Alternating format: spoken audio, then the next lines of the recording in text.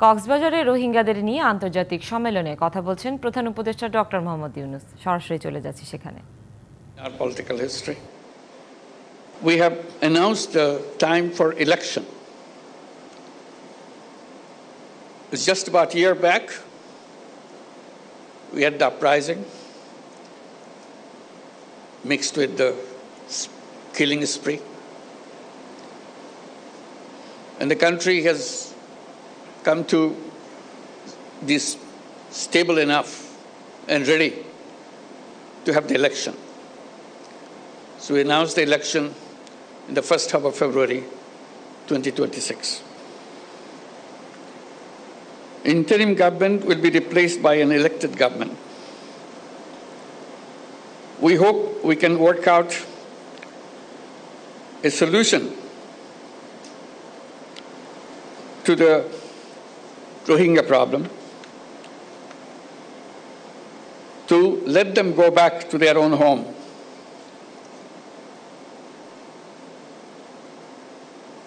As a part of this transition process that we are going through,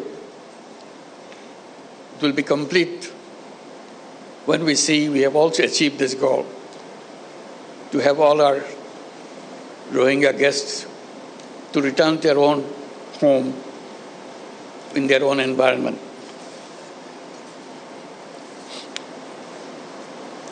On the 8th Rohingya Genocide Remembrance Day, with a heavy heart, I draw your attention to the forced displacement of Rohingyas and their exodus to Bangladesh from Myanmar. In a spate of only few weeks, in August 2017, around 800,000 Rohingyas crossed into Bangladesh. They came to Bangladesh to save their lives. Unfortunately, the barbaric attack and persecution still persists. Hence, we see fresh arrivals at our doorsteps every day.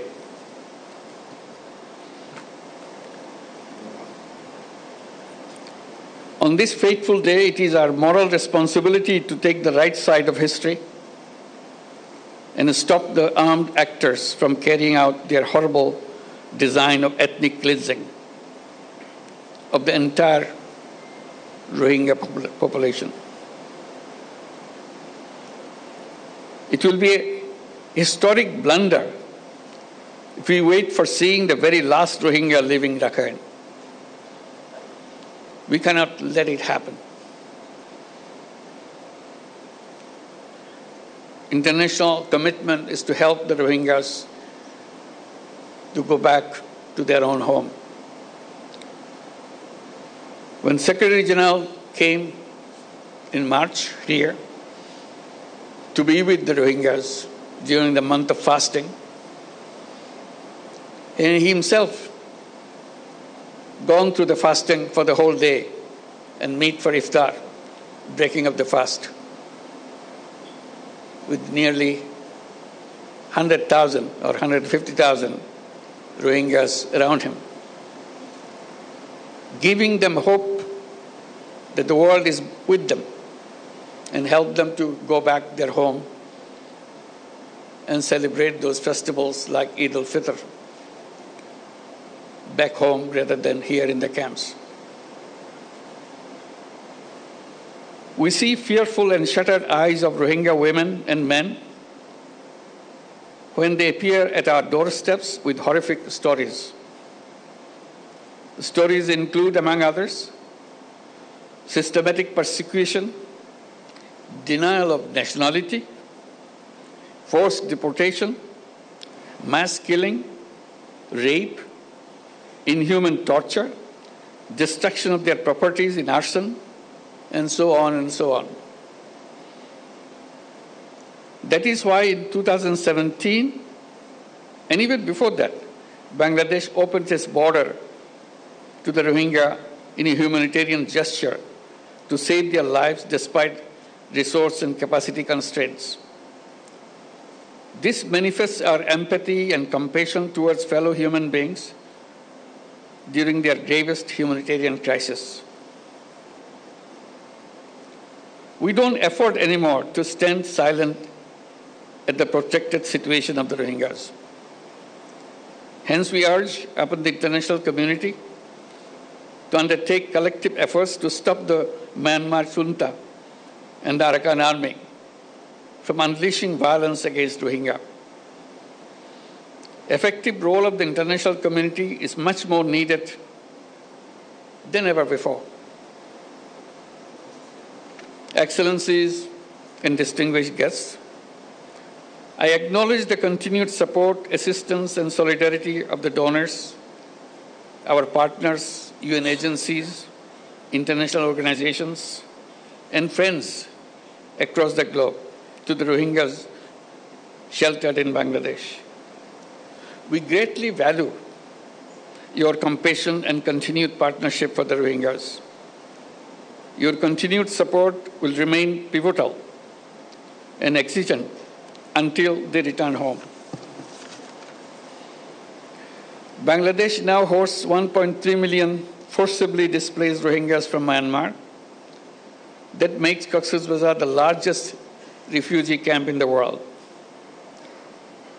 In addition, around 32,000 new babies are born each year in these camps. On the contrary, only less than 500,000 of them are living in Myanmar. This picture manifests that due to continued persecution, Rohingyas continue to leave Myanmar. During last 8 years, people of Bangladesh, in particular the host community here in Coxs Bazar, have been making tremendous sacrifices. The impact on our economy, resources, environment, and ecosystem, society, and governance have been huge. I thank our host community and the people of Bangladesh for their wholehearted support and enormous sacrifices for the Rohingyas. We don't foresee any scope whatsoever for further mobilization of resources from our domestic resources, given our own challenges. Rohingya issue and its sustainable resolution must be kept alive on the global agenda as they need our support until they return home. In that spirit of solidarity, during the last Ramadan in March this year, the Secretary General of the United Nations, Antonio Guterres, and I joined with over 100,000 Rohingyas in an iftar in Coxs Bazar, as I mentioned before. I take this occasion to thank the Secretary General on behalf of all the Bangladeshis and all the people in the camp and all the Rohingyas, wherever they are.